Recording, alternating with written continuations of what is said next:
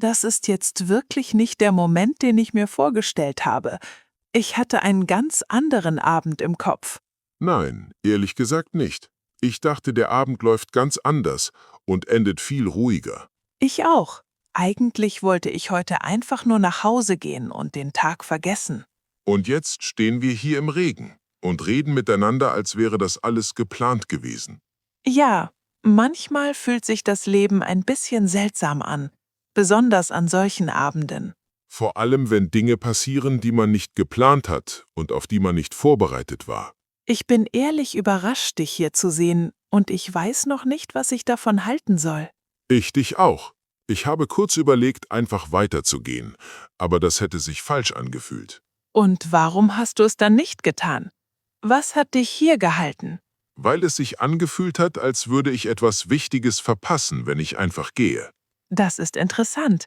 Mir ging es ähnlich, auch wenn ich das zuerst nicht zugeben wollte. Wirklich?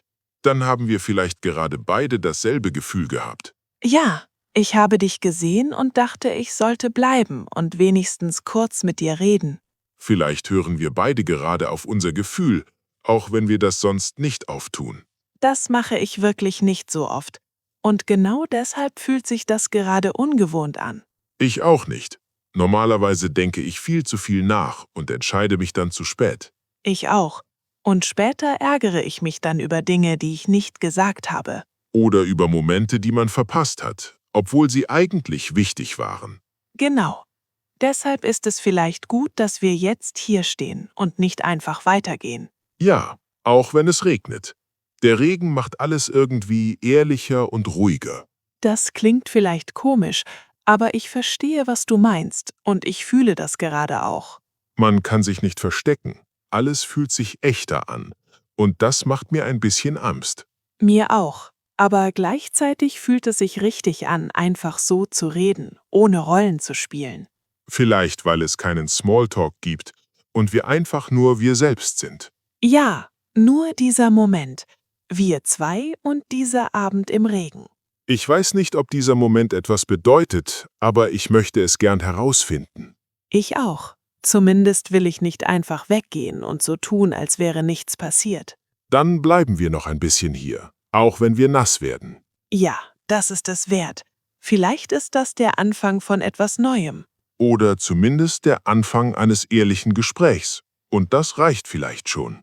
Das reicht mir für heute. Gut, dass du geblieben bist und nicht einfach gegangen bist. Mir auch. Gut, dass du es auch getan hast.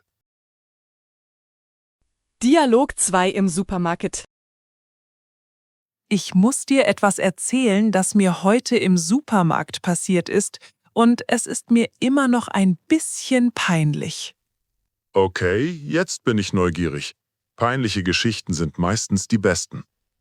Ich stand an der Kasse und war total in Gedanken, weil ich an 1000 Dinge gleichzeitig gedacht habe. Das kenne ich gut. In solchen Momenten ist man überall, nur nicht im Supermarkt.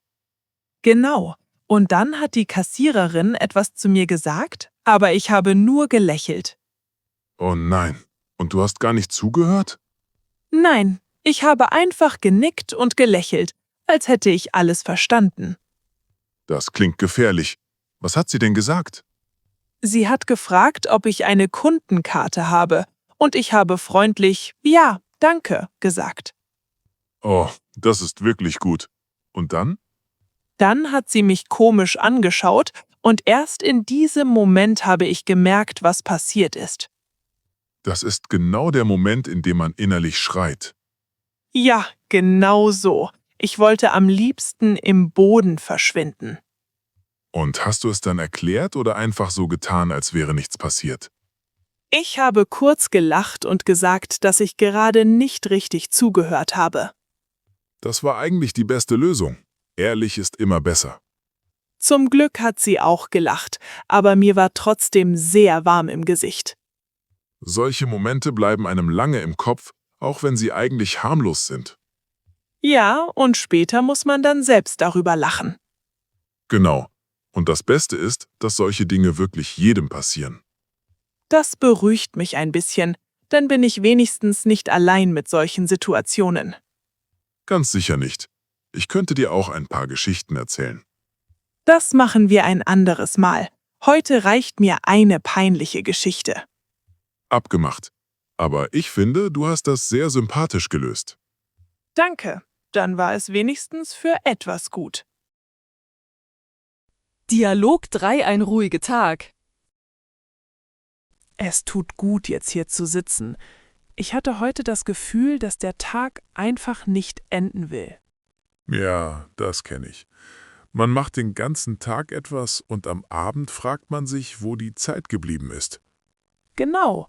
Und dann merkt man erst, wie müde man eigentlich ist, wenn man kurz zur Ruhe kommt. So geht es mir gerade auch.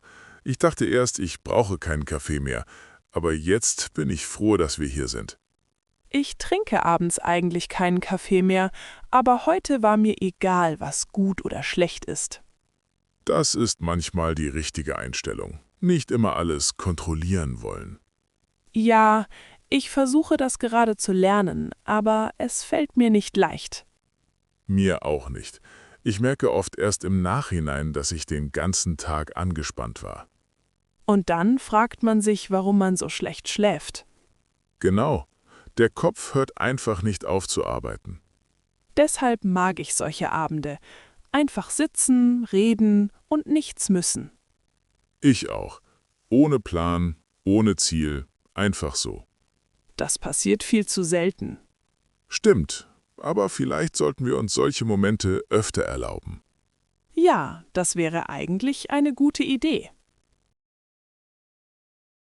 Dialoge 4 zu Hause. Ich will keinen Streit anfangen, aber ich habe gemerkt, dass mich etwas beschäftigt und ich möchte das nicht einfach runterschlucken. Okay, das ist fair. Sag mir einfach, was los ist, dann können wir in Ruhe darüber sprechen. Es geht nicht um etwas Großes, eher um Kleinigkeiten, aber genau die sammeln sich manchmal an. Das verstehe ich. Oft merkt man gar nicht, dass sich so etwas aufstaut, bis jemand etwas sagt. Zum Beispiel heute. Ich hatte das Gefühl, dass du gar nicht richtig zugehört hast, als ich von meinem Tag erzählt habe. Das tut mir leid. Ich war müde und mit meinen Gedanken woanders. Aber das heißt nicht, dass es mir egal war. Ich weiß, und genau deshalb sage ich es jetzt. Ich möchte nicht, dass wir irgendwann nur noch genervt reagieren. Das finde ich gut. Ehrlich gesagt merke ich manchmal selbst, dass ich abends nicht mehr richtig präsent bin. Und dann fühlt man sich schnell allein, auch wenn man nicht wirklich allein ist. Ja, das kenne ich auch. Man sitzt nebeneinander, aber jeder ist in seinem eigenen Kopf.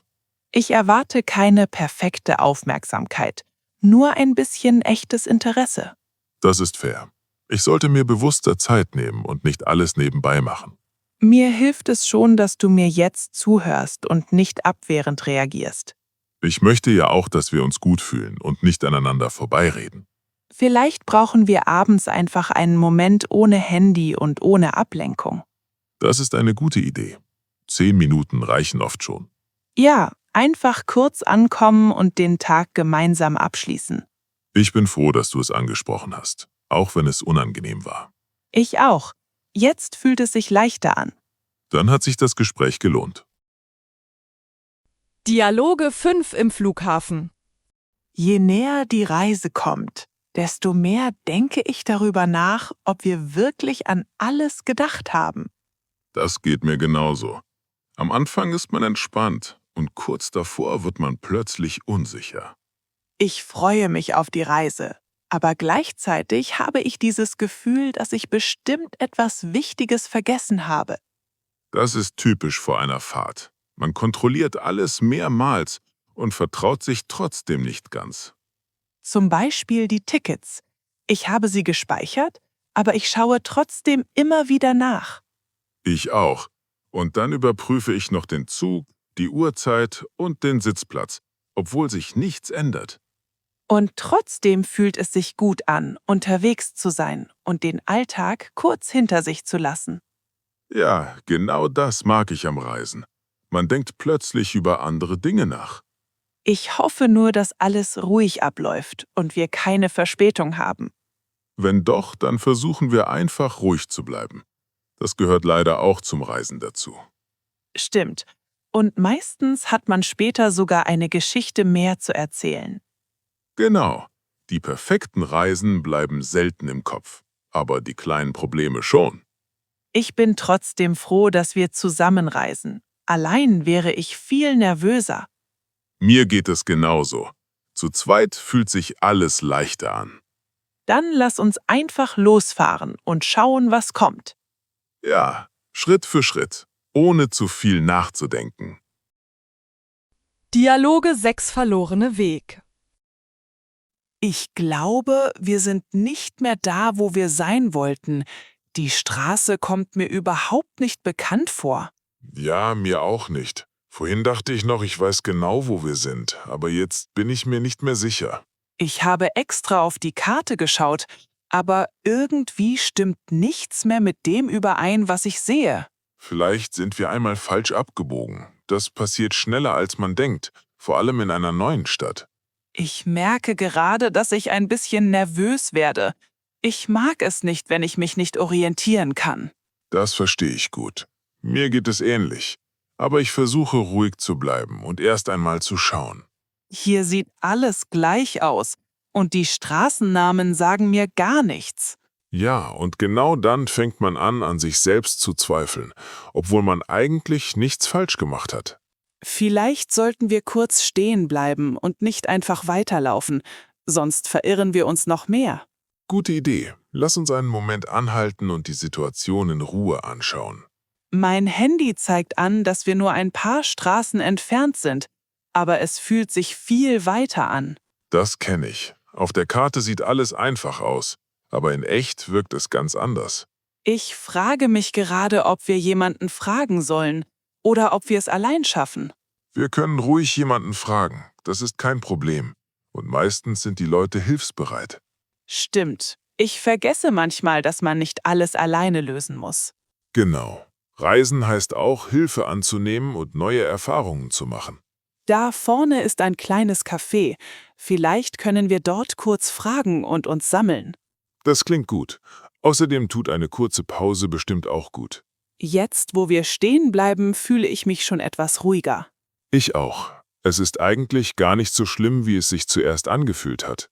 Vielleicht gehört dieses Gefühl sogar ein bisschen zum Reisen dazu. Ja, und später erinnert man sich genau an solche Momente. Dann lass uns das Beste daraus machen und einfach weitersehen. Genau. Schritt für Schritt finden wir schon den richtigen Weg. Dialoge 7 im Hotel.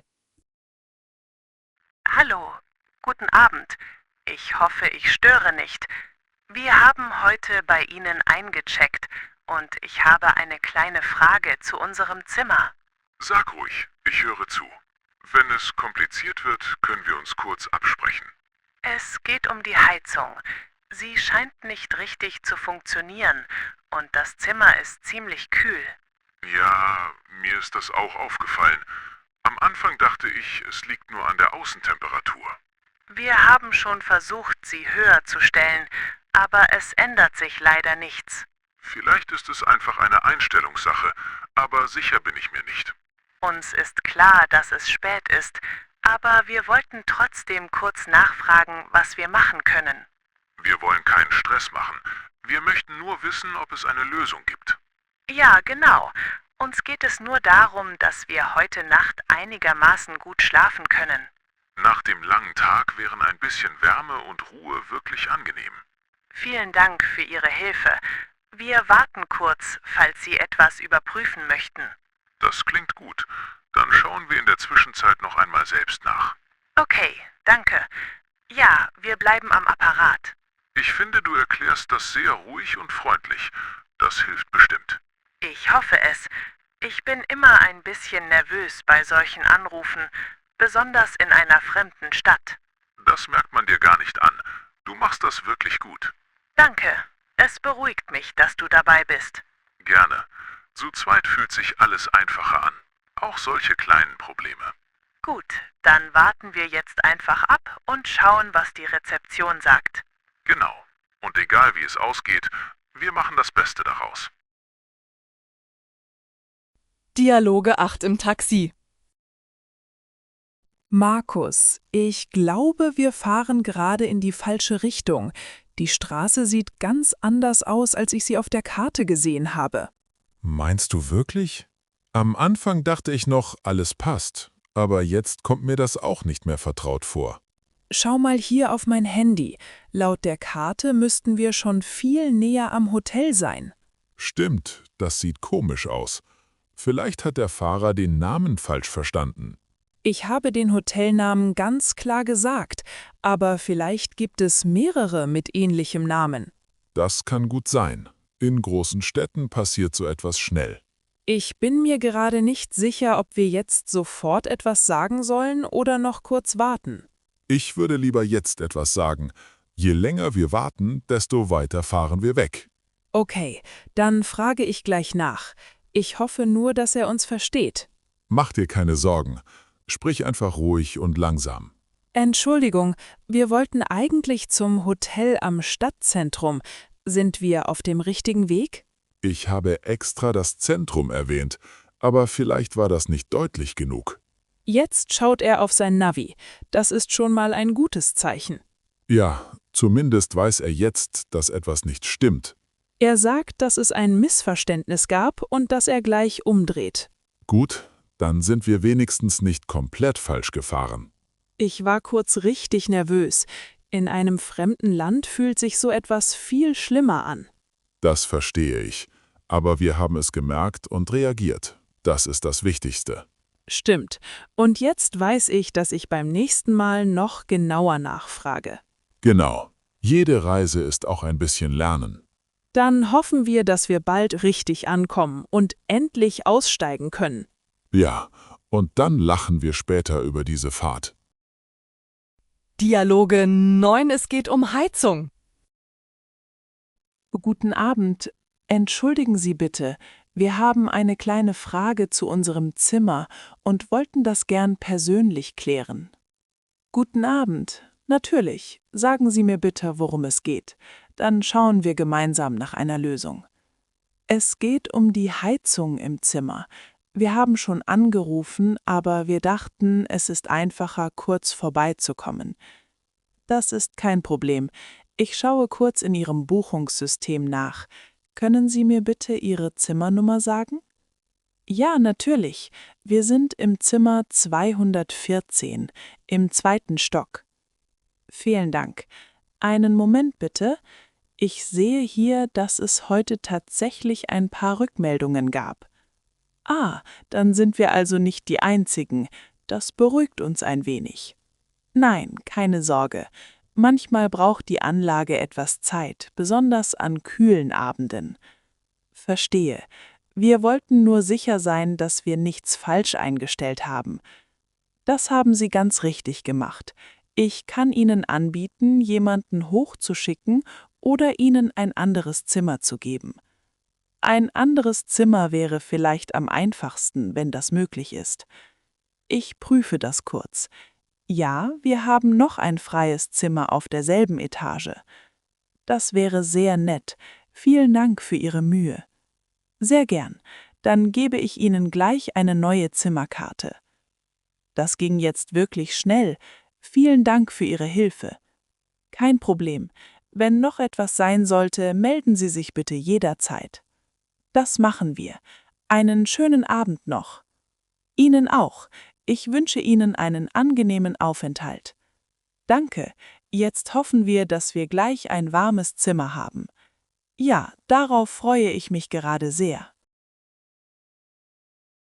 Dialoge 10, Geld verloren. Markus, ich finde meinen Geldbeutel nicht mehr. Ich bin mir ziemlich sicher, dass ich ihn vorhin noch hatte. Okay, ruhig. Lass uns kurz überlegen, wo du ihn zuletzt benutzt hast. Ich glaube im Café vorhin. Ich habe dort bezahlt und ihn danach wieder in die Tasche gelegt. Bist du sicher, dass er nicht in einer anderen Tasche ist oder vielleicht in deiner Jacke? Ich habe schon alles durchsucht. Je mehr ich suche, desto nervöser werde ich. Das verstehe ich. Mir wäre auch mulmig, vor allem mit Karten und Ausweis. Genau das macht mir Sorgen. Es geht nicht mal um das Geld. Okay, dann gehen wir Schritt für Schritt. Erst zurück zum Café. Vielleicht liegt er noch dort. Meinst du wirklich? Es sind schon fast 20 Minuten vergangen. Ja, aber viele Leute geben so etwas ab. Wir sollten es zumindest versuchen. Du hast recht. Einfach hier stehen hilft auch nicht weiter. Und falls er nicht da ist, überlegen wir, was der nächste Schritt ist. Ich bin froh, dass du ruhig bleibst. Allein wäre ich gerade ziemlich überfordert. Dafür ist man ja nicht allein unterwegs. Wir kriegen das hin. Okay, dann lass uns zurückgehen und nachfragen. Genau. Und egal wie es ausgeht, wir finden eine Lösung.